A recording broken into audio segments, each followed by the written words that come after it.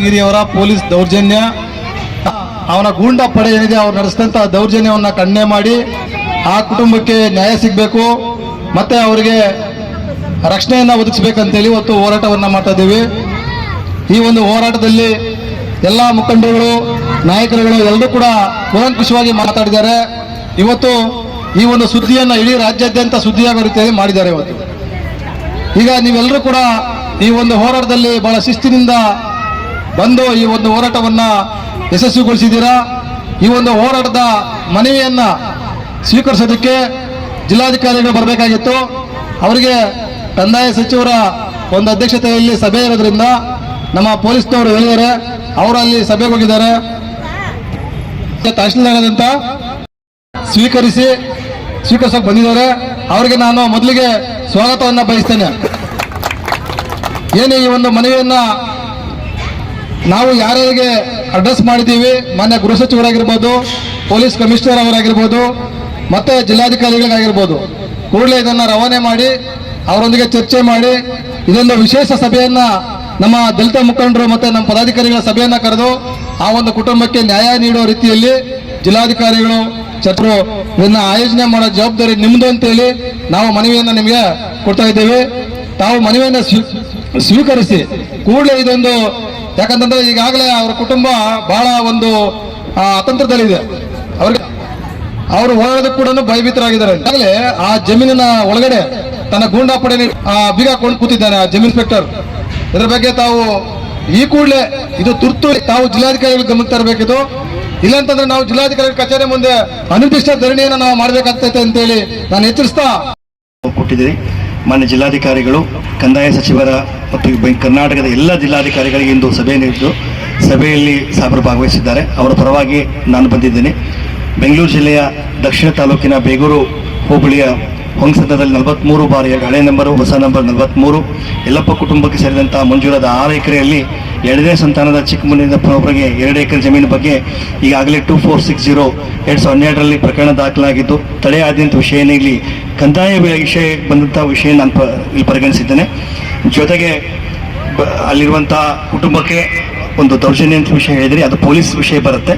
ಮಾನ್ಯ ಜಿಲ್ಲಾಧಿಕಾರಿ ವತಿಯಿಂದ ಪೊಲೀಸ್ ಕಮಿಷನರ್ ಅವರಿಗೆ ನೀವು ಕೊಟ್ಟಂಥ ನಿವೇದನೆ ಮೇಲೆ ಪತ್ರವನ್ನು ರವಾನಿಸಿ ನಮ್ಮ ದಕ್ಷಿಣ ಉಪವಿಭಾಗಾಧಿಕಾರಿಗಳಂಥ ಅಪೂರ್ವ ಬಿದ್ರಿ ಅವರಿಗೆ ಮಾನ್ಯ ಜಿಲ್ಲಾಧಿಕಾರಿ ಅಪ್ಪಣೆ ಪಡೆದು ಈ ಸ್ಥಳಕ್ಕೆ ಇನ್ನೆರಡು ದಿನದಲ್ಲಿ ಭೇಟಿ ಮಾಡಿ ಇದನ್ನು ಸೂಕ್ಷ್ಮವಾಗಿ ಪರಿಗಣಿಸಬೇಕಂತ ಹೇಳ್ಕೊಂಡು, ಅಕಸ್ಮಾತ್ ತಡೆಯಾದಿದ್ದರೂ ಕೂಡ ಮುಂದೆ ಏನು ವಿಷಯ ಇದ್ದರೆ ದಕ್ಷಿಣ ತಹಸೀಲ್ದಾರ್ ಅವರು ಕೂಡ ಒಂದು ಜಿಲ್ಲಾಧಿಕಾರಿಯಿಂದ ಪತ್ರ ಮಾಡಿಕೊಂಡು ಇನ್ನು ಹೆಚ್ಚಿನ ವಿಷಯಗಳು ಬೇಕಂದ್ರೆ ತಮ್ಮಿಂದ ಒಂದು ಮೊಬೈಲ್ ನಂಬರ್ ಸೇರಿಕೊಂಡು ಬೆಳವಣಿಗೆ ಬಗ್ಗೆ ತಮಗೆ ತಲುಪಿಸ್ತಾ ಈ ನಿವೇದನೆ ಸಾಹೇಬರಿಗೆ ತಲುಪಿಸುತ್ತಂತೆ ನಾನು ಮಾತಾಡ್ತೇನೆ.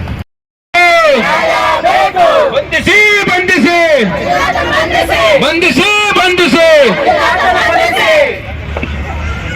ಈ ಯೋಜನೆಗಳನ್ನ ನಡೀತಾ ಇದೆ. ಆಸ್ತಿನ ಕಬಳಿಸಬೇಕು ಅಂತ ಹೇಳಿ ಅದನ್ನ ಕೇವಲ 2 ಸಂಘಟನೆಗಳಿಂದ ಇವತ್ತು ನಾವು ಇಲ್ಲಿ ಸಾಂಕೇತಿಕವಾಗಿ ಧರಣಿ ಮಾಡ್ತಾ ಇದ್ದೀವಿ. ಆದ್ರೆ ರಾಜ್ಯ ಮಟ್ಟದಲ್ಲಿ ಇಡೀ ಕರ್ನಾಟಕದಲ್ಲಿರ್ತಕ್ಕಂಥ ಎಲ್ಲಾ ದಲಿತ ಚಳವಳಿಗಳು ಸೇರಿ ಮುಂದಿನ ದಿನಗಳಲ್ಲಿ ನಾವು ಒಂದು ಬೃಹತ್ ಹೋರಾಟವನ್ನ ರೂಪಿಸಬೇಕಾಗ್ತದೆ ಅಂತಕ್ಕಂಥ ಮಾತನ್ನ ಈ ಸಭೆ ಮುಖಾಂತರ ನಾವು ಎಚ್ಚರಿಕೆನ ಕೊಡ್ತಾ ಇದ್ದೀವಿ. ಮಹೇಶ್ ಕನಕಿರಿ ಅವರೇ, ಗೊತ್ತಿದೆ ನೀವು ಉಳಿಮಾವು ಸ್ಟೇಷನ್ ಅಲ್ಲಿ ಇದ್ದಾಗ ಏನೇನು ದಲಿತ ವಿರೋಧಿ ಚಟುವಟಿಕೆಗಳನ್ನ ಮಾಡಿದಿರಿ ಅಂತ ನಮಗೆ ಗೊತ್ತಿದೆ. ಇದ್ದಾಗ ನೀವು ಇವತ್ತು ಬಂಡೆಪಾಳ್ಯಕ್ಕೆ ಹೋಗಿ ಬಾಲ ಬಿಡ್ತಾ ಇದ್ದೀರಿ ಅಂದ್ರೆ ದಲಿತ ಸಂಘರ್ಷ ಸಮಿತಿ, ದಲಿತ ಚಳವಳಿಗಳು ನೋಡ್ಕೊಂಡು ಸುಮ್ಮನಿರಕ್ಕೆ ಸಾಧ್ಯನೇ ಇಲ್ಲ. ನೀವು ಭೂಮಾಲೀಕರ ಜೊತೆ ಸೇರ್ಕೊಂಡು ಆ ಭೂಮಾಲೀಕರ ಬೂಟು ನೆಕ್ಕುವ ಕೆಲಸನ ಮಾಡ್ತಾ ಇದ್ದೀರಿ ಅನ್ನೋದಾದ್ರೆ ನಿಮ್ಮ ಕಾಕಿ ಬಟ್ಟೆನ ಬಿಚ್ಚಿ ಒಂದು ರಿಯಲ್ ಎಸ್ಟೇಟ್ ಕಚೇರಿನ ಮಾಡ್ಕೊಂಡು ನೀವು ವ್ಯವಹಾರಗಳನ್ನ ನಡೆಸಿ, ನಾವು ಅಭ್ಯಂತರ ಮಾಡಲ್ಲ.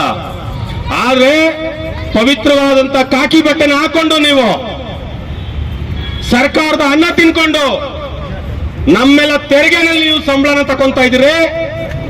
ಇವತ್ತು ದಲಿತ ಕುಟುಂಬಗಳಿಗೆ ನೀವು ಬಹಿರಂಗವಾಗಿ ನೀವು ಅಲ್ಲಿಂದ ಒಕ್ಕಲೆಪ್ಸುವಂತ ಕೆಲಸಗಳನ್ನ ಮಾಡ್ತಾ ಇದ್ದೀರಿ ಅಂದ್ರೆ ಇದನ್ನ ದಲಿತ ಸಂಘರ್ಷ ಸಮಿತಿ ನೋಡ್ಕೊಂಡು ಸುಮ್ಮನಿರಕ್ಕೆ ಸಾಧ್ಯನೇ ಇಲ್ಲ. ನಿಮ್ಗೆ ಪಾಠನ ಕಲಿಸ್ತೀವಿ. ನೀವು ಈ ಸಭೆ ಮುಖಾಂತರ ನಾವು ಎಚ್ಚರಿಕೆ ಕೊಡ್ತಾ ಇದ್ದೀವಿ. ನೀವು ನಿಮ್ಮ ಈ ದಲಿತ ವಿರೋಧಿ ಚಟುವಟಿಕೆಗಳನ್ನ ಬದಲಾಯಿಸ್ಕೊಂಡಿಲ್ಲ ಅನ್ನೋದಾದ್ರೆ 40 ವರ್ಷಗಳಿಂದ ಅಲ್ಲಿ ಅನುಭವದಲ್ಲಿರ್ತಕ್ಕಂಥ ಒಂದು ದಲಿತ ರಾಜ್ಯದ ದಲಿತರು ನಾವ್ಯಾರು ಸತ್ತೋಗಿಲ್ಲ, ಬದುಕಿದ್ದೇವೆ. ಆ ಕುಟುಂಬನ ನಾವು ಉಳಿಸ್ಕೊಂತೀವಿ. ನಿಮಗ್ ತಾಕತ್ತಿದ್ರೆ ನೀವು ಗುಂಡಗಳನ್ನ ಉಳಿಸ್ಕೊಳ್ಳಿ. ನ್ಯಾಯದ ಪರವಾಗಿ ಕೆಲಸ ಮಾಡೋದಾದ್ರೆ ನೀವು ಬಂಡೆಪಾಳ್ಯದಲ್ಲಿ ಮುಂದುವರಿತೀರಾ. ನೀವು ಅನ್ಯಾಯದ ಪರವಾಗಿ ಗೂಂಡಗಳ ಪರವಾಗಿ ನೀವು ಕೆಲಸ ಮಾಡೋದೇ ಆದ್ರೆ ದಲಿತ ಸಂಘರ್ಷ ಸಮಿತಿ ನಿಮ್ಗೆ ಮುಟ್ ನೋಡ್ಕೊಳ್ಳುವಂತ ಕೆಲಸನ ಕೊಡ್ತದೆ.